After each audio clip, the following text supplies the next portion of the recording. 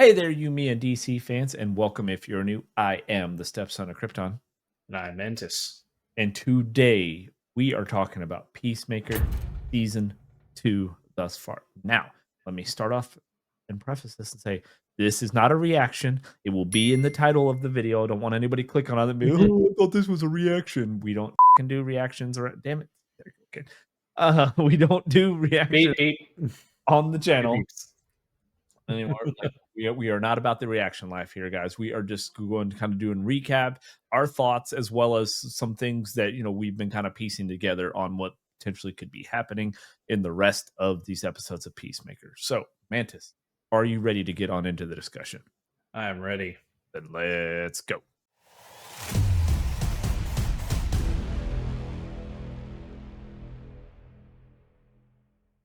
All right, guys. So now, time of recording, the first two episodes of Peacemaker are out. I hope to be able to get all of these out. We just got so much more other videos already kind of pending to get out.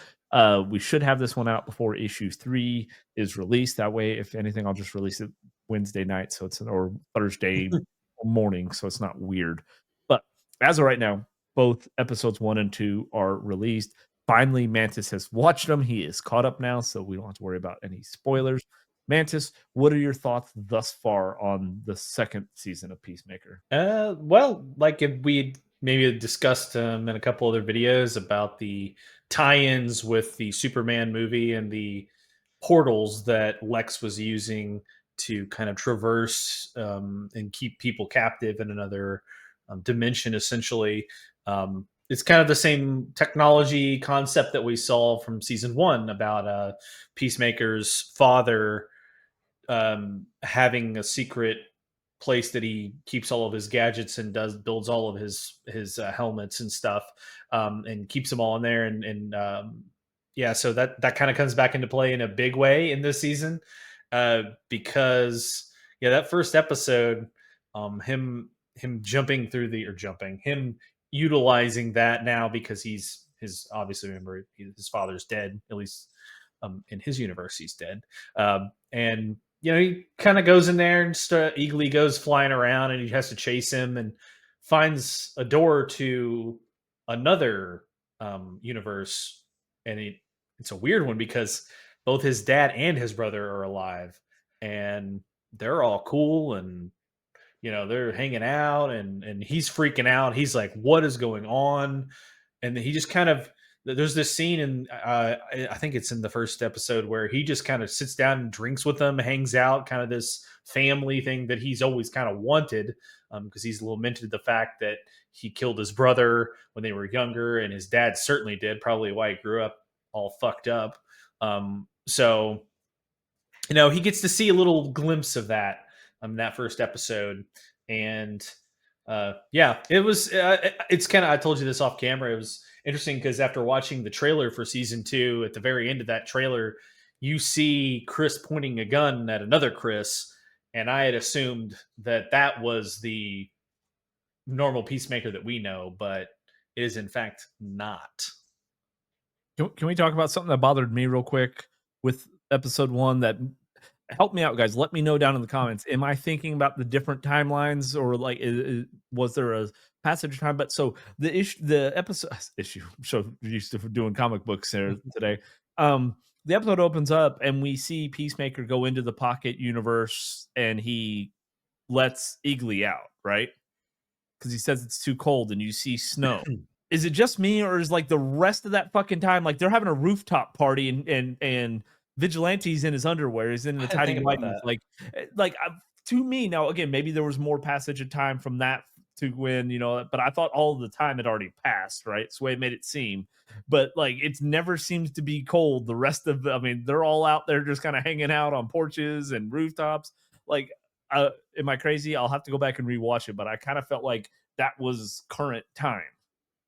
I would think so too, because at the very end of episode 1, there's a there's a fight that happens that I don't think Chris intended to do.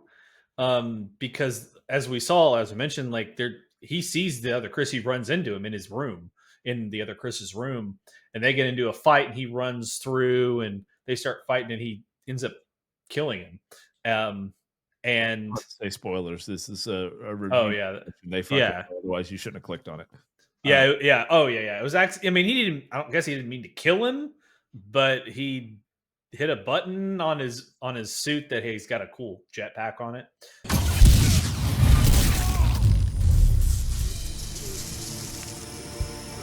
And can we talk about that too? So in episode 2, when he's kind of rolling him up, and I don't mean to jump around, guys. I apologize, but why didn't you take the jetpack off of him? I know. Like you complained the last season about like because you had to thought you had to fight a Mothra, and you're like, "Can I get a jetpack?" And you're like, "How am I supposed to fight a Mothra without a jetpack?" Why didn't you take his jetpack off of him? I don't know. Maybe at this point I'm just nitpicking, man. I'm just going through. I'm like, I don't know. It just doesn't seem cold outside. I don't know why he didn't take the jetpack. Um, but I do think it's interesting. So we know obviously the big thing from episode 1 is the retcon scene of inserting the Justice Gang in the exact same scene that we removed the old Justice League It's late, you fucking dickheads. What a meathead. Screw that guy. You know he tells people I'm a puke freak? from the DCEU that happened at the end of episode 8 of season 1. All right, so obviously that's the big guy. And then we see obviously the Justice Gang. We get to see a little more of Maxwell Lord along with Hawk Girl and Green Lantern. Obviously Peacemaker's wanting to try to join the Justice Gang. It doesn't go over very well for him. Absolutely love that. It was his dream. He wanted to be a hero, right? And it's just funny that's why, and they also kind of retconned uh, Green Lantern, Guy Gardner, and Hawk Girl into the scene where they're talking, kind of like talking shit about Peacemaker instead of Aquaman and Flash, and then they're the ones, and they're going to, decide his fate on whether he gets to join the Justice Gang, which he doesn't even stay for the rest of the interview because let's just say it wasn't going over well, right? It was not at all. To be fair, they were being very judgmental considering how they act. Just saying. So Yeah, but it's the thing is how many, I mean, you see in the comments section all the time, how many people are immediately judgmental without even knowing their story, right? People oh get yeah. judgmental and they haven't even watched the rest of the video, and then either they'll have to remove it or they'll have to It's say, "Oh, well, I didn't know." Like maybe reserve judgment till you've seen the whole fucking thing or until you know. But I mean, it's just that's where we're at in society right now, right? So it fits. And also, Guy's just a dick normally anyway, so it fits right with him. mhm.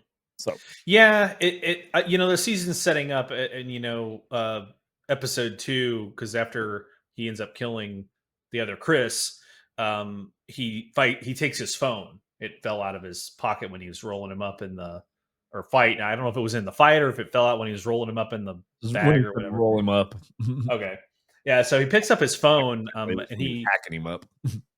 well, actually, yeah, that's a whole other thing. Vigilante and him go all Dexter on on it, and I'm not even joking. Like it is an odd scene because of the music playing, but it is like a Dexter esque like kill room type thing. And so they hack him or whatever. The phone falls out, and he's going through the other Chris's phone, and he sees, he already knew about his dad and brother being alive, but then he sees Harcourt on there and him like together. I mean, seemingly together. He still has pictures of them on their phone of them going to the beach, in bed. Well, now to Um, be fair, he knew his brother had said, he's like, "You need to get back with the ex," right? And when he went into his room, and the other Chris's room, he sees the picture of him and Harcourt, and he already probably assumed that they were together, right? right. So he Yeah. kind of already knew, and then things weren't going so well with his Harcourt. So Yeah. what do you Yeah. do as a guy? You go to a pocket universe and you get you another one. That is what we all do. Exactly. And like this whole so far, the first 2 episodes, it's kind of set up for him, like his current world he's in sucks. He didn't make the Justice Gang. He finds out that Argus is on his ass because they know when he's using the interdimensional, the quantum chamber or whatever it is. So Economos is kind of spying on him. The rest of the team, it's all broken up, right? Um, And so he finds that phone, and like you mentioned, Harcourt in his Harcourt doesn't want anything to do with him. But he has this chance in another universe to live kind of the life he wanted. His brother, his dad are alive. They're the trio, like they're a super team, right? That they was that they call them the top trio or something like that. And he had a chance. He messages and I'm kind of jumping here at the very end of episode 2. He ends up messaging Harcourt, the other Harcourt, that he was apparently was with at one point. Hey, and she answers back with a broken heart, seemingly like, And then broken heart. yeah, that seemingly that she's still kind of interested in that. Maybe he broke up with her, type of thing. Well, so it's interesting, and guys, I apologize. I was going to try to correct and reroute the ship here about us jumping around. We are completely fucked. This jumps around. We're back and forth between seasons or between episodes on season 2 here. Just deal with it. It's This isn't a review, and we're not going through a reaction, so Exactly. I mean, So we get to jump around. We're just yeah. talking our thoughts on it, right? But I'm just let you know ahead of time there. But the interesting thing is because obviously when the brother and them are talking in episode 1, and he says, with he's a soldier or whatever. He makes mention of Harcourt's the new guy she's with, right? That he's Mhm. like, I don't think she's right for him. You need to get back with her, right? Well, and a lot of those guys, like if you're messaging a girl and she's with another dude, but she answers you back, especially the hey and sends a broken heart, she's clearly not happy in the current relationship she's in, right? That's why she answered you. Otherwise, she would have Give you been time of day. not Yeah. answer you or say fuck you. And the thing is, from the time that the phone got serviced to the time she answers him was pretty quick, right? It wasn't like Mhm. it was like oh hey no, I mean as soon as he came into the new into this other universe, the phone had cell service and it sent. Now Mhm. there are some people arguing about like whether iPhones actually resend, and they at least Androids do. Like if your message Mhm. doesn't send because you're out of service, once you come into service, it will go through. I don't know. I'm not an Apple guy, but so she's interested, right? But now the one thing I will say, so what we haven't gotten to see from this universe is yes, they're heroes, but is this universe a good universe, right? Are they heroes for a bad universe, right? Like which would then make them bad. Because yes, they seem loving, but like is this a regime? Are they keeping people oppressed or whatever, right? We don't know. We just know they're heroes. But we've seen other universes where you're heroes, but they're heroes to the people of a shitty universe. Is it that kind of situation or not? We don't know. We've not gotten any more details on it. It's I don't know. We obviously know it's setting up a lot slower. All of our heroes, including Harcourt in our universe, they're all doing real bad. She's especially doing real bad. I did love the Beaker comment. Yeah, that was funny. Is Because that a bad thing? it's not good. Just a random character. He's a Muppet. You got a good view there, Beaker? Beaker? Who's. He's a Muppet. Do I look like him? A little. And that's bad? It's not good. But obviously Harcourt's doing real bad. You couldn't go get a job at a private security firm, something like you were literally looking at a application thing for the cashier at a drugstore. Like, Bodyguard, like you could be, you know, easily hired on, like you said, private security services instantly. has she thought about doing OnlyFans? Like Chris would sign up. Yeah, you would. Which it does make reference to too that we know they've hooked up, right? In our universe, right? They talk about being on the boat, that she made the mistake, and obviously Mhm. he's trying, and she's trying a little bit here and there, but then the defenses go back up, and she's just kind of hating on herself. She doesn't know what to do with her life right now. And the one thing I will say too about it is that I keep saying the one thing, the 18th thing I will say about it is that I love when this seems real. A lot of times you see these characters and they're going through hard times and stuff, but then they're driving a brand new car or this, that. They're all driving pieces of shit, like they're all Mhm. driving like realistically what you would be in it when you were going through hard times. So I like that. I feel like for a lot of TV shows, that's a more accurate depiction of people that are on hard times. They're living in shitty apartments, they're driving shitty cars. Like we've all probably been there, or at least I can say I have. Like how that is. So that seems realistic versus, oh yeah, I don't have a job, but I got an $80,000 Mercedes sitting out there. Yeah, and I mean, well, in his other universe, right? Like they're living pretty well. They were in a nice house. It They seemed look like, rich. I mean, yeah, they looked like they were well Which off. also kind of makes me think then again, it might be a bad universe, right? They're rich Could because be. of something. But that's just me speculating, guys. I could be talking completely out of mess. I am just throwing guesses out here right now. Yeah, and one thing, another thing I'll say, You're is doing the same thing. yeah, the the comedy is still there, in this season. You know, that's built out throughout. There's the soundtrack is a major thing in Peacemaker, which it's funny they kind of call out the 30 Seconds to Mars sucks and Spin Doctors and stuff. So I thought that was funny. And then Tim Meadows is a new character, and I forget his name, who he plays, but his character in this season is really good. Like I don't know what it is about Tim Meadows, but I feel like he plays the same character in everything. It looks like he's playing that character from SNL, is what it reminds me of. I don't know. I'd have to go back and watch if they've actually said his first name, but it's like Fleury or something. Um, but it's Langston is his first name, but I don't know. That does not ringing any bells that they actually ever called him Langston. But that's his Yeah, character in that is Langston Fleury. I guess they had to try to make it a little different than Nick Fury. yeah. So, But but his character is funny. I like him a lot. the random nicknames and the odd touching of like Economos when he's massaging him and shit like that. He's adding an element to there, so it's not quite so serious. But and this is kind of to wrap up at least my final thoughts on this one was Mantis and I were discussing, and we're real bad about this. We start discussing things like fucking save it for the damn video, but it's difficult because we haven't been introduced to like a bad guy yet. This season. Granted, we're only Mhm. 2 episodes in, but we only have 6 fucking more, right? Because the Peacemaker of the other universe that he killed seemed to be a nice guy. Like that seems to be a nice universe, right? We don't know, but it seems to be. But he was just protecting his home, right? Mhm. And then you end up killing him. I know that. And then I know Rick Flag's coming after him, but Rick Flag isn't doing anything that I feel like any of us wouldn't do if somebody killed a family member, right? Plus, they know he has this pocket universe, which we also found out opens up to 99 other universes. So I guess it's a total of 100. Um, Mhm.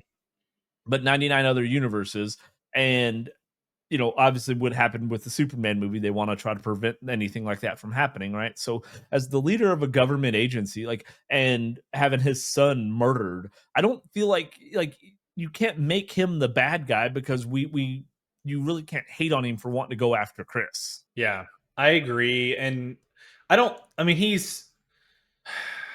definitely has probably got a grudge against him. But you're right. Like for him as head of Argus now, he probably does have a bigger duty to the country as well.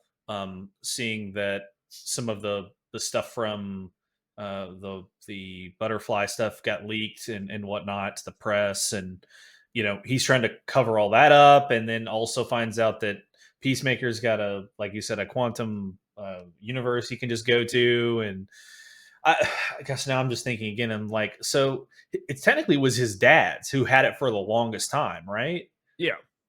So you tell me he just didn't stumble upon the other one at some point? Like how come there's not a bunch of those fuckers just running around in there? So yeah, it's just kind of like, so is this there's the 100 or 99 to 100 universes and everybody has access to, but you like it doesn't seem like there's a code to get in from the pocket universe there, like inside there, to get back to Chris's normal universe. So why He does that door have a code? Yeah, Go good to the other point. universe.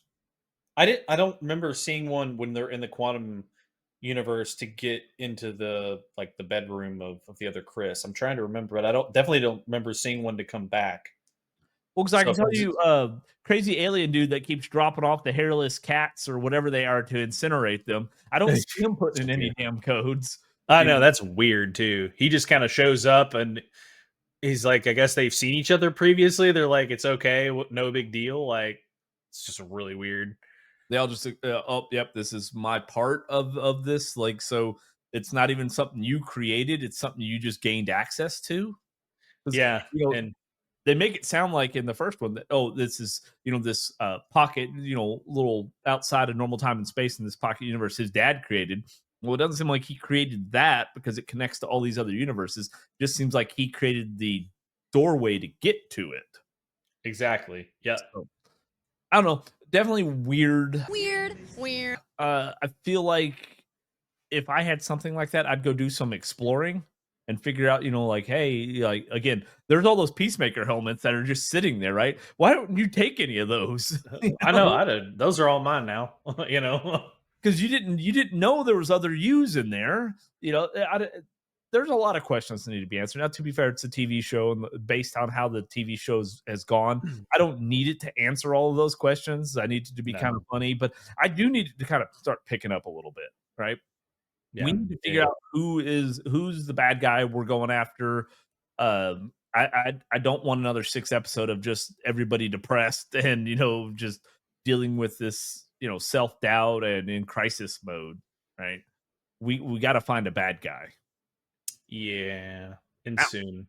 I will say, Gunn has said that there is a surprise large cameo coming out in this season towards the end, or probably more than likely it'll be the last episode, like before, of this season. So, Hmm. as we get further and further on, and we'll probably do recaps every couple of episodes, like we're doing here. We'll probably get a clearer picture of who that might be. Captain Adam. On Captain Adam. Never know. Never know.